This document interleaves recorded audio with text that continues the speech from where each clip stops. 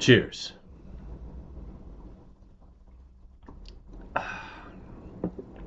Okay, I've got another tough topic, and I'm calling it ice mistakes. It was difficult doing this research because the more you find, the more you look, the more you find. And the mistakes that I'm referring to are people that had a run-in with ICE that went bad, and they did nothing wrong. Generally, right now, this is about the people that were arrested or detained, some for days, some for months, but they shouldn't have been. And these Gestapo pricks are way past anything that you could excuse as incompetence or lack of training. There's a point where it can only be cruelty and to some degree intentional. I think cruelty is the point. The cruelty is the point, the past, the present, and the future of Trump's America. I'm not the first person to say that, but so some of these names you may have seen in the news. Some of them you probably haven't. One that you probably have seen in the news is Miramar Martinez, and if you haven't, you should. And if you call your reps, your politicians, tell them to repeat her name, because she is a U.S. citizen who was driving to church, and she was shot 5 times by ICE. She didn't do anything wrong. She was driving down the road, and ICE rammed her car. They saw that she was brown, so they dragged her out and shot her 5 times. She lived. She's alive. She's fighting today, and to this day, the agents who shot her, who bragged about it and joked about it, no consequences for shooting a U.S. citizen who was driving innocently on her way to church. Of course, they called her a terrorist and said that, that she must be stopped, right? So I'm not going to spend too much time on each name. I'm going to try to make some time here, but it's hard to gloss over too much. Ramona Rakestraw, U.S. citizen, born and raised in Texas, and this poor lady, she's on dialysis. She's got kidney disease, and like I said, lived here her whole life. She's on Social Security and Medicare, and all of a sudden, all her benefits were revoked because her citizenship status is under review and questionable. How the hell does that just all of a sudden, a U.S. citizen who needs these benefits, she's severely ill, no, well, you're not white enough. I don't know. I'm not going to say that that's necessarily what it was, but it probably was. Anyway, it's not just brown people. It's not just brown people. Trump says that he wishes we had more immigrants from good countries, not these what he calls shithole countries. And I say, why is it we only take people from shithole countries, right?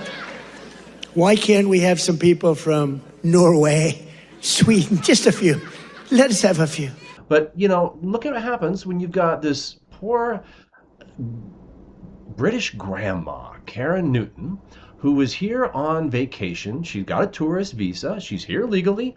Her and her husband on vacation. They came to see the U.S. and Canada. And crossing the border with Canada, ICE detained this poor British grandma. I know I feel safer without her on the streets. How can you not feel safer having her, that dangerous granny, off the streets, right? What the hell is wrong? Like I said, this is not just incompetence. This is just intentional cruelty. 6 weeks. 6 weeks in jail. This one you may have seen, Charlie Scott Powell, another U.S. citizen. And this guy, he was at home. He had photo ID, legal ID. He's a citizen. And they busted down his door without a warrant. They busted down his door without a warrant, and they demanded his ID, which he gave them, and it wasn't good enough. No, sorry, yeah, we know that your ID says this address and you're here at home and we just busted down your door, but no, we want more. We want to scan your face, we want fingerprints, we need to prove all the things. These people may see themselves as these shining white knights, these, save America's. Because America has what no other empire ever had. superheroes. They're Gestapo 2.0, whatever. They're the Fourth Reich. There ain't nothing good about them.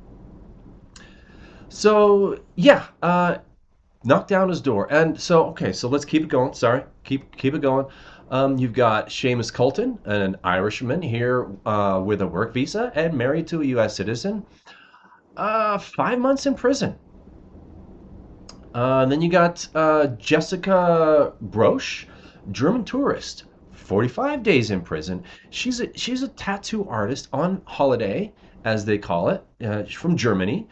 She was in Mexico, and she's got some friends live in Southern California and came to visit. Just a tourist coming to California visit. For a 3-hour tour, a 3-hour tour. Nope, 45 days. Then you got Leo Garcia Venejas. Some of these names I'm going to miss, but I try.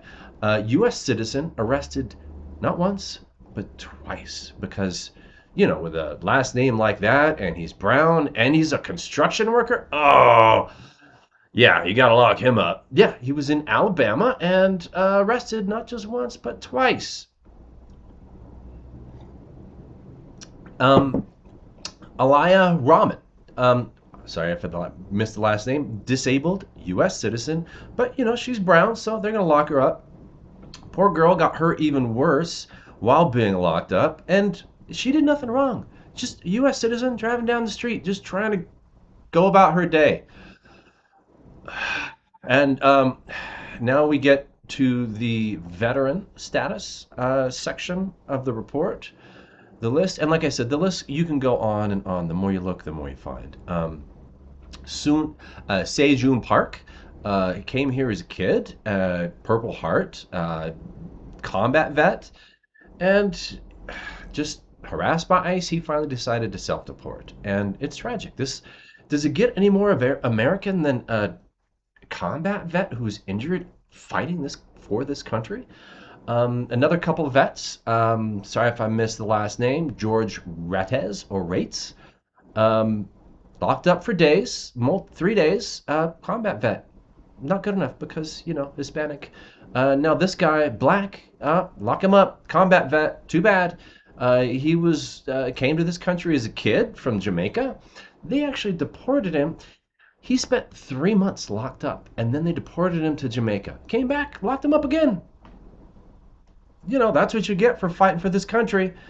So yeah, this is just downward spiral, this list, and now we get to the most American of the American groups. Does it get any more American than Native fucking American, Native Indians? You got at least 5 Oglala Sioux that were arrested and detained. Some of them 3 of them for over a month in the Minneapolis raids, in that little operation. And then you got about 15 natives, American Southwest, predominantly Navajo, that were arrested in New Mexico, Arizona, Southern California, and Nevada. The numbers are spotty because, you're going to love this, ICE isn't giving out names of all of these Native Americans that they've detained. And they're just, like I said, cruelty is the goal. This is not incompetence. This is Gestapo. And then you have this, does it get any more douchey than this? This guy named Beau French, this Texas politician, he actually said he wanted to deport these native savages who hate our country. And he made this post and he said, oh no, I was just talking about that one family in the picture. They were flipping off the mountain. But he referenced the nation within the nation. He wants to deport the native savages. Could you get any more racist than this? Any more Gestapo wannabe 2.0? I don't know what you want to call it, but we've got this other report with over 170 U.S. citizens who've been arrested or detained or held in one way, shape, or form by ICE. And this is way past incompetent. Their goal is to harass. And they're hurting people and they're ruining people's lives. and some people are dying in custody while they're locked up. The list of people dying in detention is growing, and it's unacceptable. So please speak up, call your reps, and if you protest, be careful, watch your back, and be safe. And cheers, and I love you. I'm Amy Goodman with Nermeen Sheikh, but first this. A major investigation by Reuters has found hundreds of judges around the U.S. have ruled more than 4,400 times since October that President Trump's administration is detaining immigrants unlawfully.